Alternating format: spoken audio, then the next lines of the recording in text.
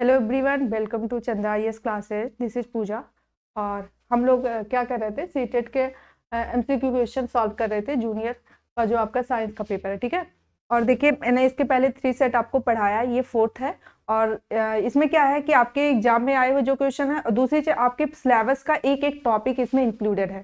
ठीक है, जैसे आपके जितने भी टॉपिक है, आपके सारे मतलब सारे टॉपिक से क्वेश्चन इसमें इंक्लूडेड है। तो इससे आप आगे मतलब आपको, और विथ पैडागोजी, साथ में आपके पैडागोजी भी है। ठीक है, तो हम लोग क्लास आज स्टार्ट करते हैं। इसके पहले से आप 3 वीडियो जो है वो भी देखिएगा, और सारे समझ लीजिए, सारा पूरा फुल सिलेबस इसमें इंक्लूडेड है। ओके, तो स्टार्ट करते हैं। ओके, देखिए निम्नलिखित फर्स्ट क्वेश्चन हम लोगों का है, निम्नलिखित में से कौन सा जंतु कोशिका के 4 संगठन है। ठीक है, जंतु कोशिका। ओके, तो आपके जो जंतु कोशिका और यहाँ पे 2 डिफरेंस करना है हम लोगों को, जंतु कोशिका और क्या होता है, सॉरी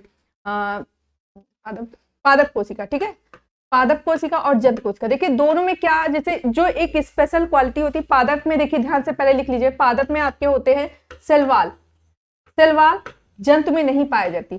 ठीक, एक डिफरेंस ये होता है, ध्यान दीजिए, ये या इतना आप पढ़ लीजिएगा, फिर आपको पता चल जाएगा कभी भी डिफरेंस आएगा। दूसरा, इसमें आपका ये नहीं पाया जाता है, पादप में क्या पाया जाता है, क्लोरोप्लास्ट।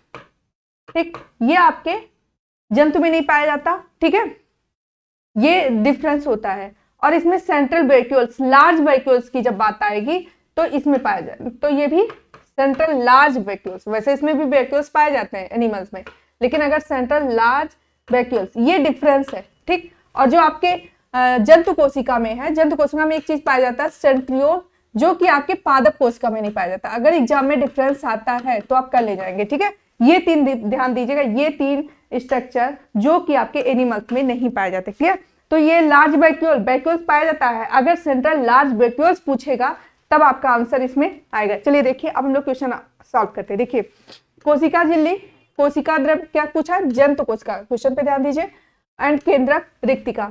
ठीक, देखिए जो कोशिका झिल्ली होती है, कोशिका झिल्ली, ये देखिए सेल वाल तो प्लांट में पाया जाता है, और झिल्ली इसके अंदर।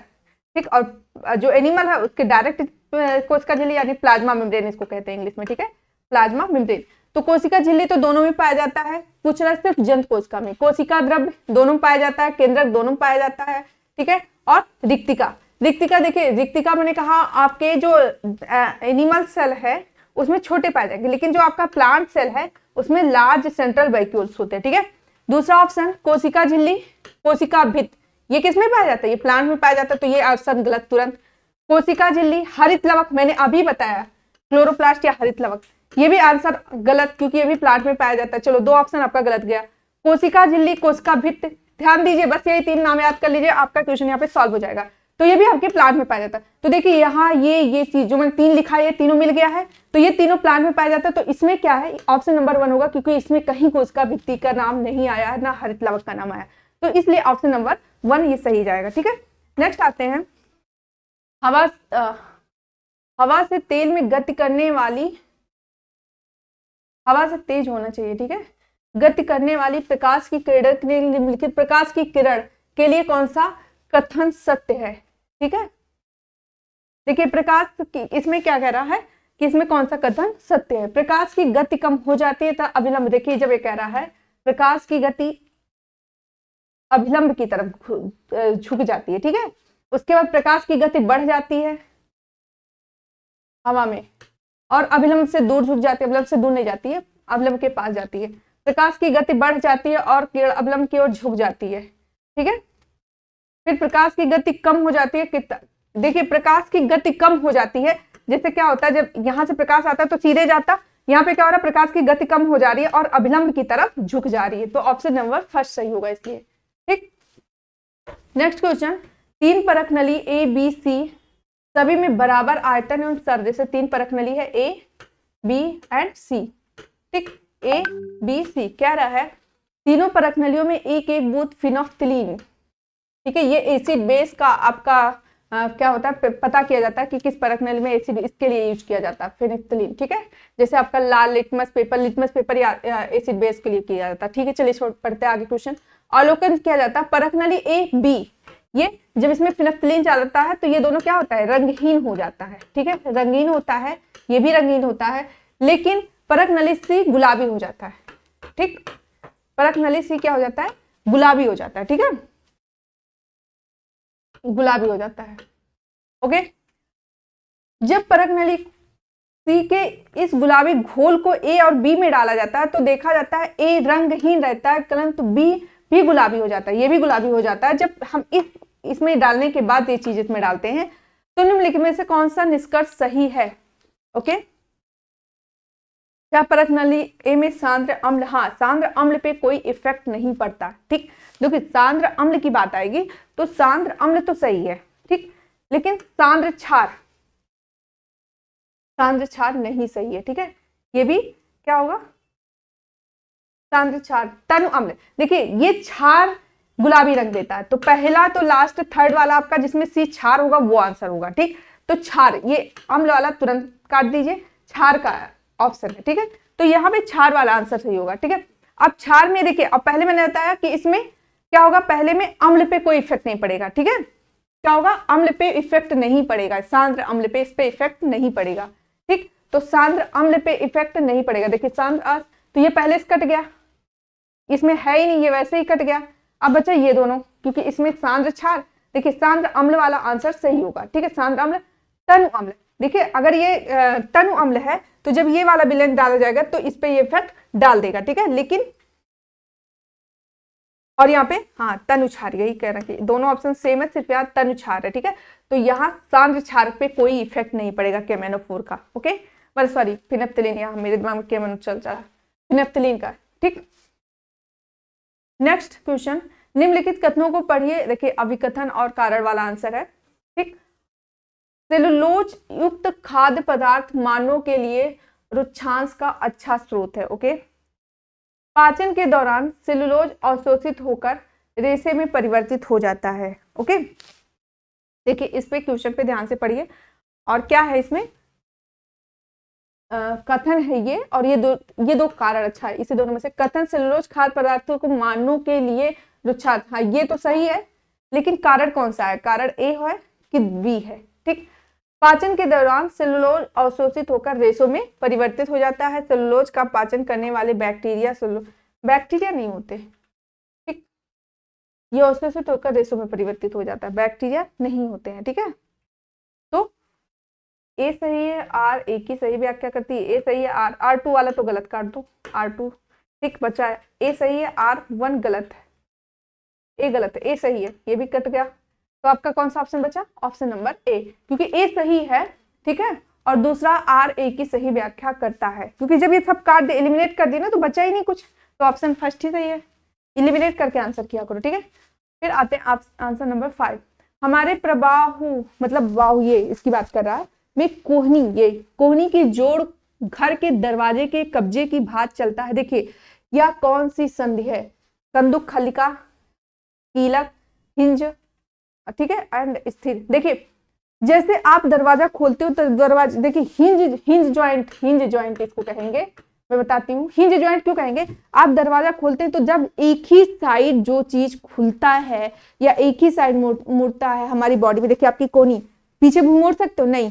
लेकिन आपका जो ये कंधा है ये पूरा राउंड कर सकते हो, लेकिन ये एक ही साइड मुड़ रहा है, तो ये कौन सा प्रॉब्लम, ये क्या हुआ, ये आपका हुआ हिंज सन। आपका दरवाजा भी एक ही साइड का, पीछे के साइड भी खोल देते हो, जब एक साइड जिस साइड कुंजा लगा होता है तो हिंज जॉइंट होता है, ठीक है, जिस हम एक ही साइड मोड़ सकते हैं, ओके। तो यहाँ पे हिंज जॉइंट, ठीक है, यहाँ पे हिंज जॉइंट बोलेंगे, ओके।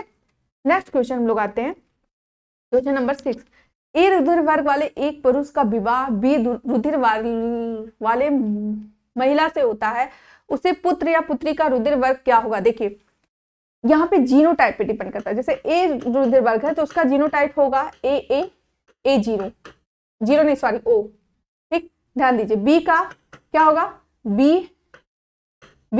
एंड बी जीरो, ठीक। उसके बाद ए बी का क्या होगा जीनोटाइप, ए जीनोटाइप बना रहा है, ए बी, ठीक है, ए बी के ए और यहाँ पे बी, ठीक। अब उसके बाद आपका बचा ओ का, तो ओ दोनों पे ओ का। देखिए अब क्या कह रहा है कि कैसा पुत्र या पुत्री, अगर ए का मिलता है, देखिए सपोज दैट ऐसे मैं बना देती हूँ, ए जीरो और ए ऐसे जीन टाइप बनेगा, और बी है, ठीक है, बी जीरो बी, तो ए बी ब्लड ग्रुप तो होगा ही, चलो ये भी ब्लड ग्रुप संभव है। ठीक, अगर A0 के साथ ए हो तो A0 ए हो। ठीक, ये भी संभव है। ठीक है, तो इस तरह के जानते हैं, जब इनका जीनोटाइप जब ये भी बनता है ना, इसीलिए चारों ब्लड ग्रुप बन सकता है। ठीक है, तो इसमें चारों होगा, केवल ए नहीं होगा, क्योंकि भाई देखिए जब ए है पापा का, मम्मी का बी है, तो कॉमन सी बात है केवल ए ही नहीं आने का चांस है, दोनों में से किसी का, तो केवल बी भी इसलिए गलत चला गया। ठीक, केवल बी भी इससे चला गया और ए भी बचा। ए भी, हाँ आप कह सकते हो कि ए भी आ सकता है, लेकिन जानते हैं जब जीनोटाइप लगाते हैं, यहां मैं क्लियर करती हूँ इसको, देखिए यहाँ पे जब हम लोग ए, इसका जीनोटाइप ऐसे लिखेंगे A0 A। ठीक, सपोज दैट, फिर B0 B। अब हम जब इसको सॉल्व करेंगे तो क्या आता है A B। ठीक, सॉरी यहाँ पे मैंने क्या लिख दिया, यहाँ पे I होगा, I सब में कॉमन। ठीक, इस तरह से AB भी हो सकता है, I भी हो सकता है, और जब दोनों O वाले मिल जाएंगे, ठीक, O भी हो सकता है। ठीक है, इस तरह से इसके चारों ब्लड ग्रुप आएंगे। ठीक है, ए बी, अभी अकेला ये दोनों ऑप्शन कट गया, ये भी कट गया, क्योंकि इसका जीनोटाइप ऐसे लिखते हैं ना, मेन चीजें फोकस करिए। ठीक है, ए और सपोज दैट ओ, ए के साथ ओ रहेगा, बी के साथ ओ रहेगा, तो जब सबके साथ ओ रहेगा तो ओ तो कॉमन हो जाएगा, तो ओ इसलिए कॉमन हो जाएगा, ए बी अलग अलग है तो ए अलग, ए भी आ सकता है, बी भी आ सकता है, और ए बी साथ में कहीं मिल गया तो ए बी कहीं साथ में मिल गया तो ए भी आ सकता है, और ओ क्योंकि साथ में सबके जीनोटाइप में ए आई बी आई, मतलब आपका ये ओ ब्लड ग्रुप रहता है। आई लिख रहे हैं, पता नहीं क्यों बार बार आई लिख रहा है। ठीक है, बी ब्लड ग्रुप रहता है। क्लियर, तो इसका ऑप्शन नंबर डी सही रहेगा।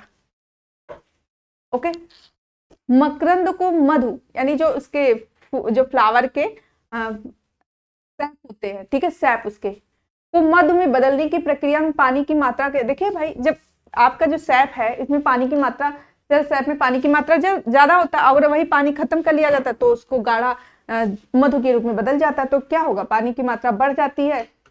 अपने दिमाग से सोचिए, आप इसका ऑप्शन इजीली कर सकते हैं।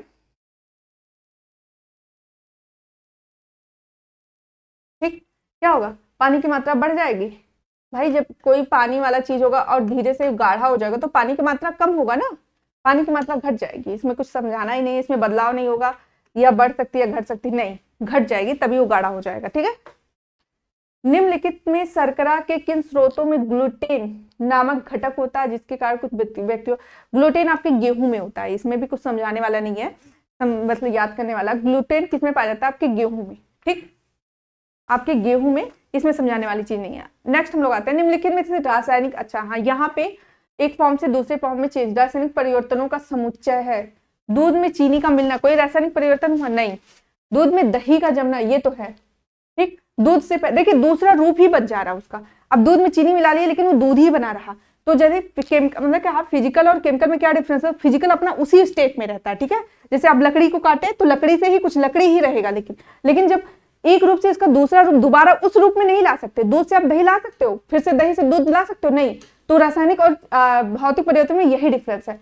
फिर दूध से पनीर बनना, आप पनीर को फिर से दूध नहीं बना सकते, इसलिए ये भी रासायनिक परिवर्तन है। दूध से लस्सी दही से ही लस्सी बना, दही का ही रूप रहा, ठीक है, उसको चेंज नहीं किया और ये दूसरा रूप बन गया, तो इसका ऑप्शन इसमें बी और सी सही है, दही से लस्सी नहीं सही है, क्योंकि दही ही है वो, बस उसको पतला कर दिया गया है। ठीक, दूध में चीनी डालना दूध ही है, बस चीनी डाल दिया गया है, लेकिन दूध से दही जमाना दूध का ही रूप चेंज कर दिया गया। जब रूप चेंज हो जाता है, स्टेट चेंज हो जाता है, तो रासायनिक परिवर्तन होता है। ठीक है, दूध से पनीर बनना, ठीक है, तो ये दोनों है, तो ऑप्शन ए डी नहीं, बी सी नहीं, हाँ बी सी है, सी डी नहीं। ठीक है, मुझे ये दिखाई नहीं इसमें। ठीक है, तो ऑप्शन नंबर 9 का क्या होगा, आपका बी।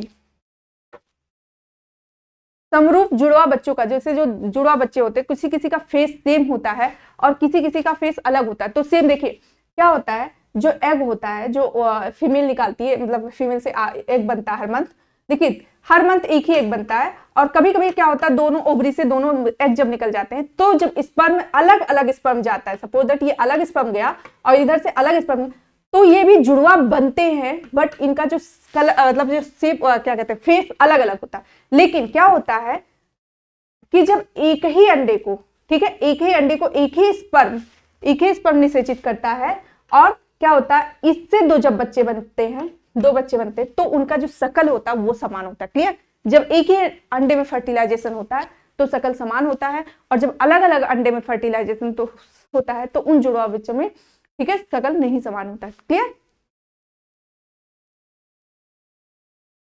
तो इसका क्या होगा, लैंगिक प्रजनन से तो होता ही, लेकिन क्या प्रोसेस है, दो अंडों के निषेचन से नहीं, दो अंडों के निषेचन से अलग होते हैं। ठीक है, एक अंडों के निषेचन में दो शुक्रवार नहीं, शुक्राणु एक ही जाएगा, एक अंडे में निषेचन, एक ही अंडा जब दो पार्ट में डिवाइड हो जाता है तो सेम टाइप के बच्चे बनते हैं। ठीक है, किसी इमारत में तड़ित चालक क्यों लगाया जाता है? ठीक है, तड़ित चालक लगाने के क्या कारण है? वो क्या करता है, जो आवेश आता है उसको नीचे गुरुत्वाकर्षण बल द्वारा नीचे भेज दिया जाता है। ठीक है, इस यही रीजन है कि इमारत में तड़ित चालक लगाया जाता है। ठीक है, यह तड़ित को इमारत पर गिरने से पहले विकर्षित नहीं करता है, क्योंकि वो और कहीं जाएगा। यह बिजली को उस क्षेत्र में बलपूर्वक गिरा देता है, कोई इमारत ना हो। इतना तो अकल से तो नहीं होगा ना, ये गलत है। वो क्या करता है, नीचे भेज देता है। यह बिजली की इमारत से टकराने पर उत्पन्न भूमि को संवहित कर देता है। ठीक है, और यह बिजली की विद्युत शक्ति को एकत्र कर लेता है। तो ये नहीं होगा, विकर्षित भी नहीं होगा। विकर्षित तो ये हो गया, ऐसे थोड़ा ना करेगा। और ये भी नहीं होगा कि जहां कोई इमारत ना हो सोच के गिराएगा, ये भी गलत है। एलिमिनेट करनी है, या बिजली की विद्युत शक्ति को एकत्रित कर लेता है, ये नहीं है। और बिजली के टकराने पर आवेश को भूमि में समाहित कर देता है। ठीक है, जैसे संवहन मैंने बताया था आप लोगों को इसके पहले वाली वीडियो में। ए बी सी डी निम्न चार माध्यमों में निरूपित कीजिए। वायु, अच्छा, ए बी सी डी निम्न चार माध्यमों को निरूपित करते हैं। ओके, वायु, जल, लोहे की छड़, निर्वात। ऊपर दिए गए किन माध्यम ध्वनि की गति क्रमशः न्यूनतम एवं अधिकतम होगी? देखिए, आपका जो सॉलिड में ध्वनि की चाल ज्यादा होती है, लिक्विड में उससे कम, और गैस में सबसे कम होती है। अब इसी के अकॉर्डिंग ऑप्शन लगा लीजिए। ठीक है, इसके अकॉर्डिंग कौन सा सही होगा? हाँ, देखिए, तो आपका कह रहा किसमें न्यूनतम, सबसे कम। मैंने क्या बताया, सॉलिड में सबसे ज्यादा होता है, तो गैस में सबसे कम। तो यहाँ पे गैस यानी हवा, ए। ठीक,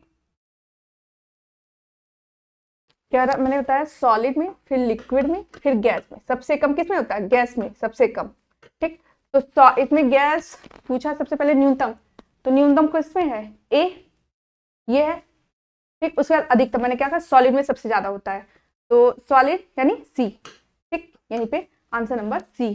ठीक है, रीजन समझ लीजिए, याद कर लीजिएगा कि सॉलिड, लिक्विड, गैस, सबसे ज्यादा ध्वनि की चाल किसमें होती है? सॉलिड में होती है।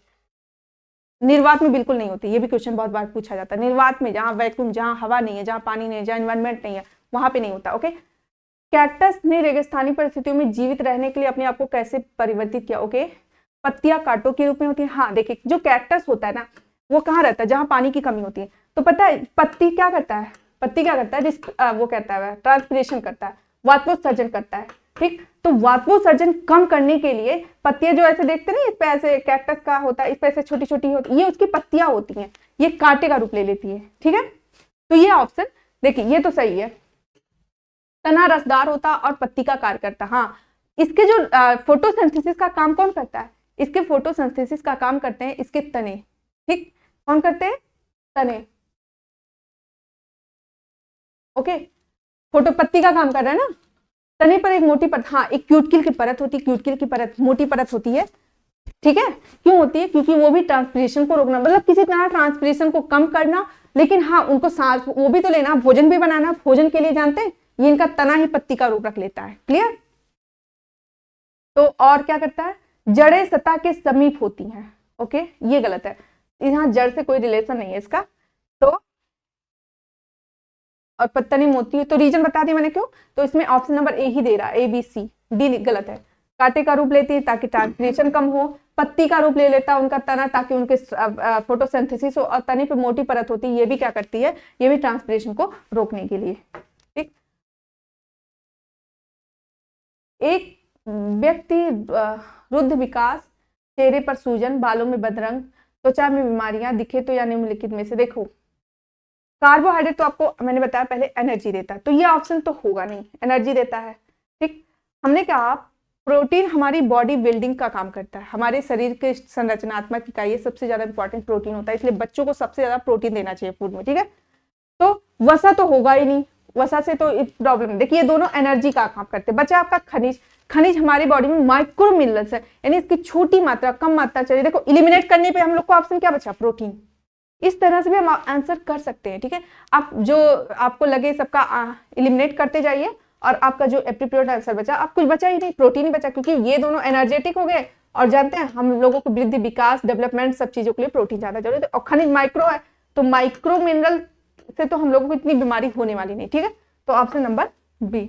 नंबर 50, निम्नलिखित में से कौन सा मानव रोग का समुच्चय जो विषाणु द्वारा, ये बहुत ज्यादा पूछा जाता है, जीवाणु, विषाणु, ठीक है। बीमारी तो 100% क्वेश्चन आना है, ठीक।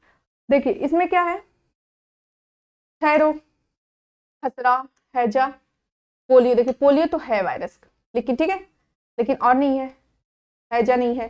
हेपेटाइटिस ए, ठीक, ये वायरल है। खसरा भी वायरल है, पोलियो भी वायरल है, और छेचक भी वायरल है, ठीक। तो यहीं पे आप पूछा वायरस ही पूछा, ठीक है। ऐसे पढ़ लेते हैं, हैजा नहीं है, टाइफाइड नहीं है, पोलियो है, ठीक, रोग नहीं है, ठीक है, हेपेटाइटिस है। तो देखिए यहीं पे आंसर है, लेकिन यहाँ हैजा नहीं है, यहाँ पे हैजा नहीं है। इसी से ऐसे इलिमिनेट कर ली, कोई एक ऑप्शन जो दिख जाता है उसी से निकाल लीजिए आंसर, ठीक है। तो ऑप्शन नंबर बी ही बच रहा है, सब कट गया इसमें। तो चलो ये वायरल है, ये वायरल है, लेकिन ये सब तो नहीं है। तो इस तरह से तुरंत बच जाता है आपका आंसर, ठीक है। निम्नलिखित में से समुच्चय का सही मिलान कीजिए, ओके। रेशा और उसका उत्पत्ति भाग, ठीक है, फाइबर कहाँ से निकलते हैं, ओके।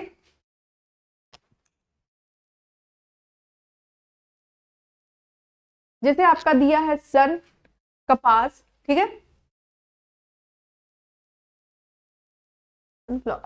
रेशम, नारियल का रेशा, ओके। देखिए अब ये पूछ रहा है किस किस भाग से कौन कौन सा निकलेगा, ओके। चलिए जैसे आप देखिए, जैसे सन कपास का आपका पुष्प, कॉटन को बोलते हैं, ठीक है। थोड़ा सा इंग्लिश, कॉटन जानते हैं, इसके फ्लावर से निकलता है, ठीक है।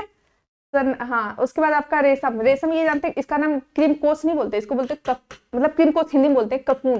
ककून से बचा। देखिए अब ऐसे आपका 2 ऑप्शन निकल गया, तो तीसरा चौथा आप अपने आप में ला लेंगे, ठीक है। जैसे मैंने फिर उसके बाद आपका बचता है ए, ये नारियल का रेशा तो छिलके से ही निकालते हैं, यहाँ से इससे क्लियर हो गया। बचा सन, ये तना से, ठीक है। थोड़ा सा इसको ककून बोलते हैं। तो आपका रेशम की कीड़ा होता है, रेशम के कीड़ों से जब वो ककून बना देता है, फिर हम लोग उस ककून को गर्म पानी में डालते हैं, और जब गर्म पानी में डालते हैं इसी ककून को, तो उसके बाद क्या होता है, कीड़ा उससे अंदर मर जाता है, और इस तरह हम लोग रेशम प्राप्त कर लेते हैं, ठीक है। तो ये रेशम का ये मेथड है, इसीलिए थोड़ा सा कंफ्यूजन होता है, क्रीम कोस को ही ककून कहते हैं, क्लियर। तो ये ऑप्शन नंबर कौन सा मिल रहा है, ए का 4, एक का क्या है,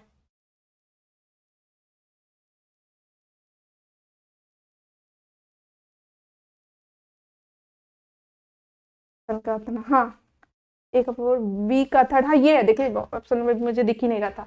और सी का 2 ककून, थोड़ा सा नाम से क्लियर हुआ था, और इसमें छिलका। तो ऑप्शन नंबर बी सही है। निम्नलिखित में से किसमें ध्वनि तरंगे, मैंने ये क्वेश्चन कितनी बार पूछा गया, निर्वात में कभी ध्वनि तरंगे गति नहीं करती।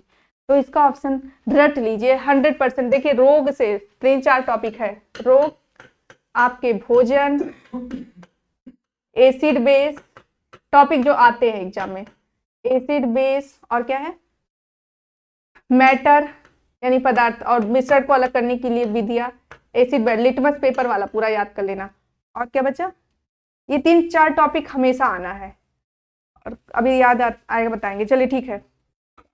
नेक्स्ट क्वेश्चन, निम्नलिखित में से कौन सा कार्य केंद्रक का कार्य नहीं है, ओके। केंद्रक जो हमारे सेल के बीच में सेंटर, जानते हैं, जैसे हमारा दिमाग हमारा केंद्रक है, जैसे सेल का जो दिमाग है, जो सेल को कंट्रोल करने का ही काम केंद्रक करता है, कंट्रोल करता है। इसी में आपके डीएनए, आरएनए होते हैं, न्यूक्लियस कंट्रोल का कार्य करता है, ठीक है, क्योंकि इसी में डीएनए होता है, आरएनए होता है, ये सब चीजें जो हमारे केंद्रक होते हैं, ये क्या करते हैं, हमारे हेरिडेटरी को मतलब हमारे आनुवंशिक गुण को एक कन्वे करता है। तो ये सब काम केंद्रक का होता है। चलिए अब पढ़ते हैं ऑप्शन, फिर हमें क्लियर हो जाएगा, ठीक है। कोशिकाओं का आकार और शुद्धता प्रदान करना, ठीक है, पढ़ते हैं पहले। जीन के रूप में जनक संकेत, मैंने क्या बताया, आपके सेंटर में डीएनए, आरएनए, तो ये तो क्लियर है, ये सही है। सर नहीं, एक नहीं है और 3 है। यह निरंतर केंद्रक की कोशिकाओं के क्रियाकलापों, मैंने कहा सेंटर, जैसे हमारा दिमाग सेंटर है, ऐसे केंद्रक। पहले ये तीनों, ये चीज मैं पहले ही बता दी हूँ। कोशिका द्रव केंद्रक में पदार्थों की गतिविधि ये भी करता है, ठीक है। यहाँ पे जब प्रोटीन सिंथेसिस होता है तभी ये काम करता है। तो कौन सा बचा? कोशिका के आकार को बनाने में इसका रोल नहीं होता, उसका होता है आपके क्या कहते हैं, एंडोप्लाज्मिक रेटिकुलम, ठीक है, इसका रोल नहीं होता। ओके, तो आपके आंसर नंबर 18 का क्या होगा? ए नहीं होगा, मतलब नहीं पूछा है, ठीक है, ये गलत होगा। सौर परिवार के 8 ग्रहों में से 6 ग्रह अपने अक्षों पर पश्चिम से पूर्व की ओर घूर्णन करते हैं। अन्य 2 ग्रह, ठीक है, जो अपने घूर्णन अक्षों पर पूर्व से पश्चिम की ओर घूर्णन करते हैं। इसका आंसर क्या होगा?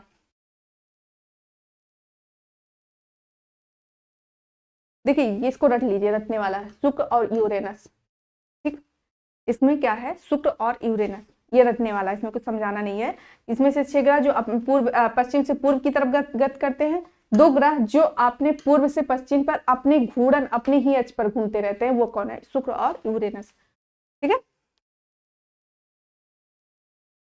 यदि किसी व्यक्ति को लार एमाइलेज की हीनता हो, ओके, टाइलिन एमाइलेज एंजाइम की, तो उस व्यक्ति की मुंह गुहा में बाधित होने वाली प्रक्रिया एमाइलेज, टाइलिन PTYLE, ठीक है, ये हमारे माउथ में पाया जाता है, ठीक है, और इसी को सेलेब्री एमाइलेज भी कहते हैं, माइलेज, ठीक है। तो क्या है रहा है कि अगर ये जानते क्या करता है? स्टार्च का पाचन करता है। किसका पाचन करता है? स्टार्च का। तो बस आपके मुंह में किसका पाचन होता है? स्टार्च का। अब यहाँ पे हम लोग देख लेते हैं ऑप्शन क्या, वसा, वसा से कोई रिलेशन ही नहीं, इसलिए वसा तुरंत काटो, प्रोटीन तुरंत काटो, स्टार्च में या स्टार्च का ही विटामिन तुरंत काटो, ठीक। स्टार्च का पाचन करता है हमारे माउथ में। ये भी हमारे टॉपिक में, हाँ, फिजियोलॉजी एक हल्के, बस एक बार ऐसे बेसिक पढ़ लीजिएगा। अब आते हैं हम लोग पेडागोजी पे, ओके। एक कक्षा 7th की अध्यापिका कक्षा में अपने छात्रों को निम्नलिखित प्रश्न पूछती है, क्या होगा अगर आपको 1 सप्ताह के लिए जल ना मिले? ओके, ऐसा क्वेश्चन पूछा जाता है कि अगर आपको 1 सप्ताह जल मिले तो आप क्या करेंगे? क्या क्वेश्चन देखते हैं।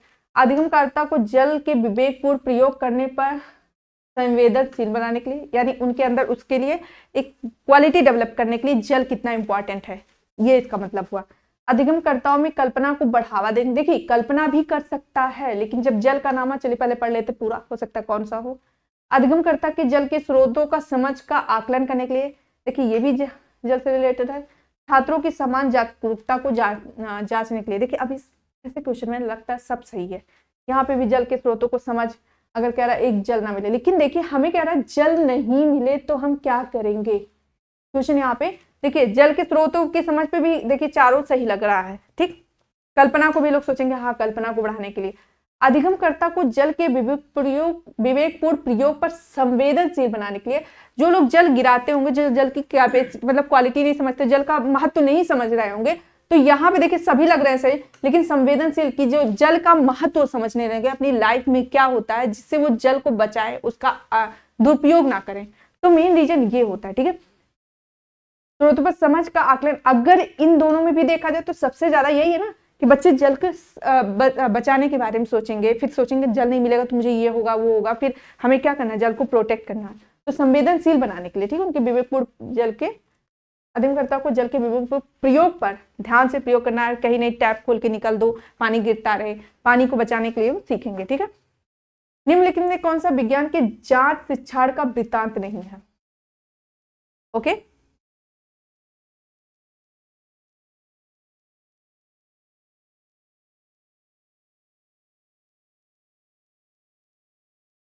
देखते हैं। शिक्षक को उनके जांच शिक्षक का वृत्तांत नहीं है, ठीक है। 3 है 1 नहीं है, ठीक है, यानी 3 है 1 नहीं है, क्लियर। ये होता है क्वेश्चन का यह मतलब। देखिए, शिक्षक छात्रों को उनको विचारों में अन्वेषण मतलब खोज के लिए प्रोत्साहित करना, ये हो सकता है, एक ही नहीं है। शिक्षक छात्रों को एक दूसरे को संप्रत्ययीकरण की चुनौती देने के लिए प्रोत्साहित करता है। एक दूसरे को जानेंगे, एक दूसरे को अपना अपना क्वालिटी डेवलप करेंगे, अपनी अपनी चीजें बताएंगे, तो एक दूसरों में, ठीक है, ये भी सही है। शिक्षक सबूतों साक्ष्यों के आधार पर निष्कर्षों के विकास पर बल देगा, मतलब क्या करेगा, चरण नहीं प्रदान करेगा, क्या करेगा उसको, देखिए जब आप लोग सब चीज करेंगे, सब कुछ दिखाएंगे, ठीक है, और निष्कर्ष पे पहुंचेगा, सब कुछ करने के बाद, सबूत साक्ष्य लेने के बाद निष्कर्ष पर, एक प्रयोग के संचालन के लिए चरणों को प्रदान कर देगा, नहीं, निष्कर्ष तक पहुंचाएगा बच्चों को। क्या हुआ, शिक्षा क्या कहते हैं उसको, शिक्षक को बताया गया है एक वर्ड कि शिक्षक का काम होता है क्या कर, मतलब हमारे अंडर में रहकर तुम सीखो, ठीक है, शिक्षक प्रदाता ऐसे वर्ड आते हैं, ठीक है। तो इसमें ये ऑप्शन गलत है, ठीक है। शोध ने यह निर्देशित किया, छात्र विज्ञान की संकल्पनाओं के बारे में मत लेकर आते हैं जो कि वैज्ञानिक मतों से भिन्न हो सकती है। ओके, निम्नलिखित में से कौन सा कथन इस वैकल्पिक विशेषता नहीं है, ठीक है। इसमें तीन है, एक नहीं है।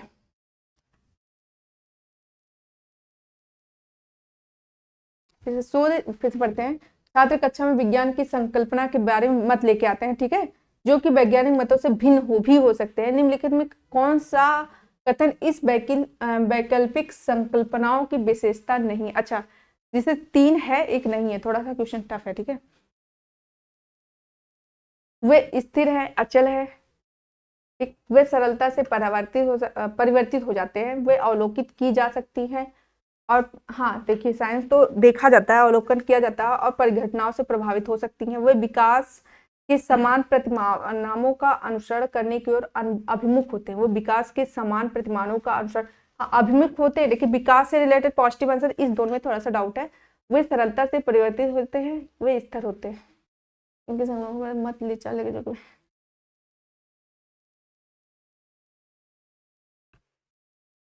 ठीक है। देखिए वे अचल होते हैं, होगा इसका, वे सरलता से परिवर्तित हो जाते हैं। सॉरी, थोड़ा सा इसमें कंफ्यूजन मुझे, ठीक है, थोड़ा सा भी देखते हैं, अभी आते हैं फिर से, ठीक है। निम्नलिखित में से कौन सा एक अंतमुक्त प्रश्न, अंतमुक्त मतलब कि जिसके कई आंसर हो, ठीक, आप इजिली मतलब आप सोच के कई आंसर दे सकते हो, वो होता है, ठीक है। देखिए इसमें क्या है, क्यों आलू एक स्कंद तरह, अच्छा क्वेश्चन मैं सोच रही हूँ क्या हो, ठीक है, क्या होगा साधारण अवलोकन की अवधि में अगर लंबाई को दुगना किया जाए, देखो लंबाई को दुगना किया जाएगा तो उसका एक आंसर निकलेगा, ठीक है, एक अंतमुक्त प्रश्न।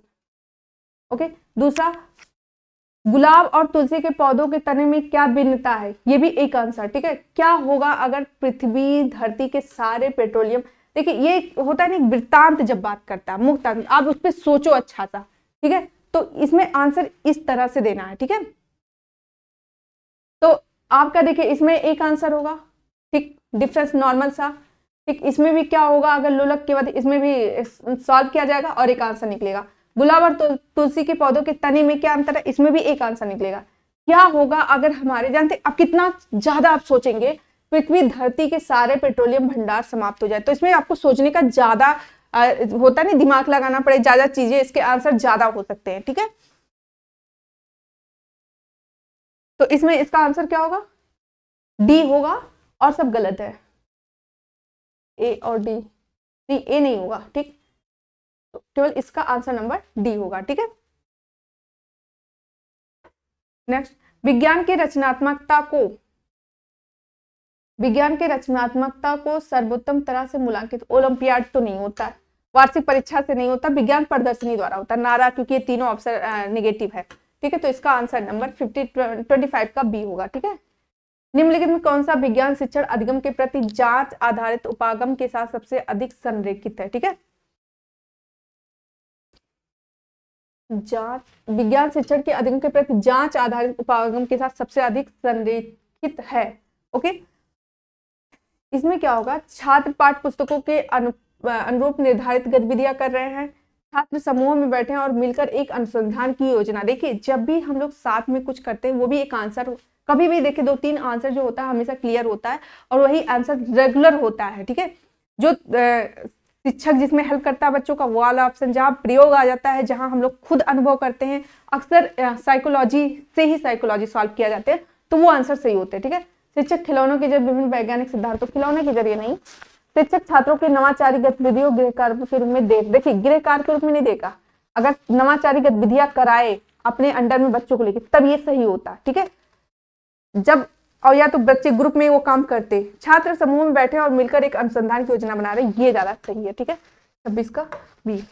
निम्नलिखित में क्या विज्ञान शिक्षा में आईसीटी के सामान्य इस्तेमाल के साथ मेल नहीं खाता, यानी 3 मेल खाता है, 1 नहीं खाता है। ठीक है,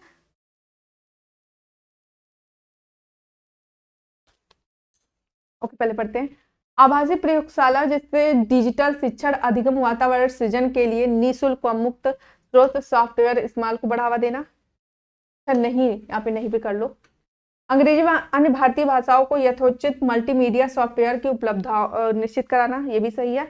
टेक्नोलॉजी के निर्माणकारी बनने की अपेक्षा प्रयोगकर्ता बनने के लिए शिक्षकों को प्रोत्साहित करना।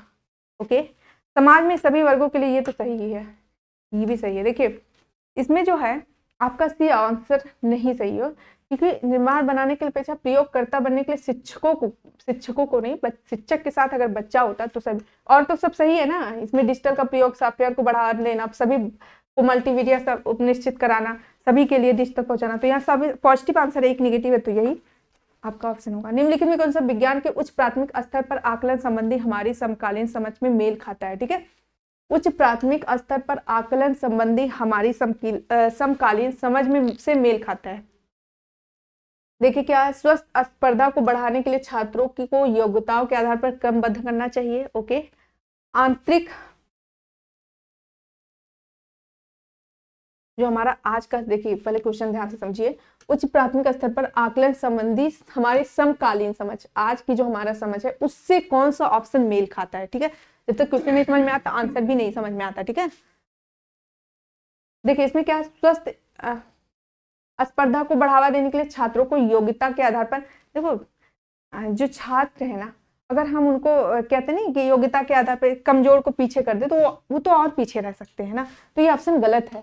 सभी बच्चों को एक समान देखना चाहिए। ठीक है, ये नहीं कि तुम तेज हो तो तुम्हें हम आगे कर दे पीछे कर दे, ये गलत हो गया, यहीं से ये गलत हो गया। ठीक है, आंतरिक आकलन की अपेक्षा बाह्य परीक्षाओं को अधिक महत्व देना चाहिए। बाह्य नहीं, जो जितना हम अपने बच्चों को समझ पाएंगे उतना दूसरा कोई नहीं समझ में आएगा। ठीक है, तो हमें बाह्य पे नहीं, आंतरिक आकलन, ठीक है, आंतरिक आकलन पे देना चाहिए। आवर्त परीक्षाओं में लिखित और प्रयोग परीक्षाओं के संगठन होने चाहिए। खुली किताब परीक्षाओं से बचना चाहिए, क्योंकि यह नकल करने की प्रवृत्ति को बढ़ावा देती है।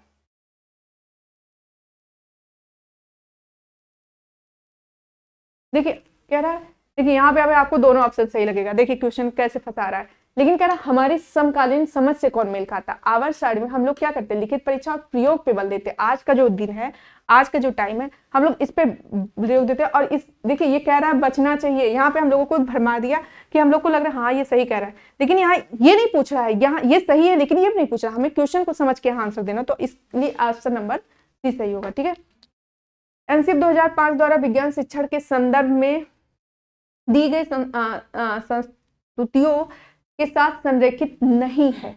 ठीक, नहीं है। ओके, प्रयोग से बचना चाहिए, यानी 3 है 1 नहीं है, यानी 3 सही 1 गलत है। प्रयोगों से बचना चाहिए क्योंकि इस पर स्तर, यही गलत है भाई, प्रयोग करना चाहिए बचना नहीं चाहिए, यही गलत है, क्योंकि हमेशा प्रयोग करना चाहिए बचना नहीं चाहिए, इसलिए 29 का ए ही सही है। ठीक, निम्नलिखित में कौन सा विज्ञान शिक्षण के संदर्भ में एनईपी 2000 की स्तुतियों से मेल नहीं खाता। एनईपी जो, ठीक है, जो आया है 2020, उसके बारे में बात कर रहा है। द्विभाषी पाठ्य पुस्तकों और शिक्षण अग्रिम सामग्रियों पर होना चाहिए।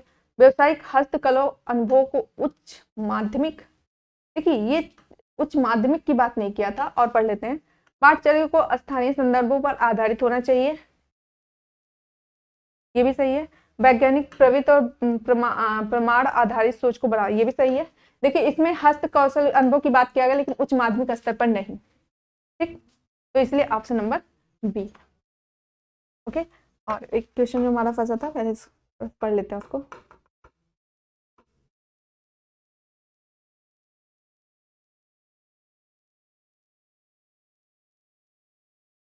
एक बार फिर से इसको पढ़ते हैं, थोड़ा सा क्या इसमें हम पढ़ने में थोड़ा सा हो गया था। देखिए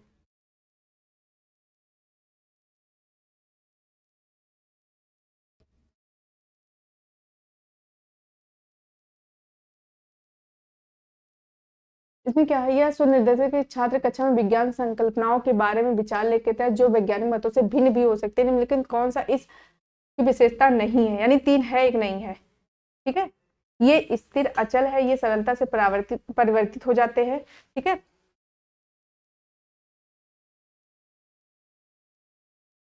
ये अवलोकित किए जा सकते हैं।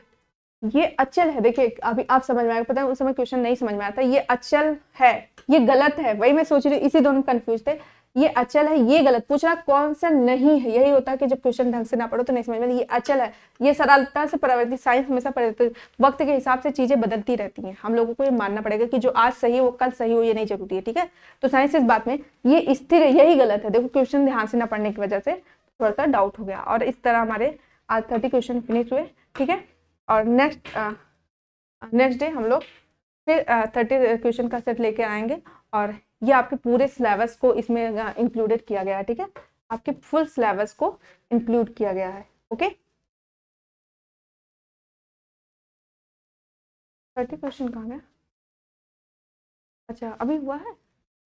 हाँ, तो ये अभी आप लोगों का आज का क्लास में यही फिनिश करती हूँ। Thank you.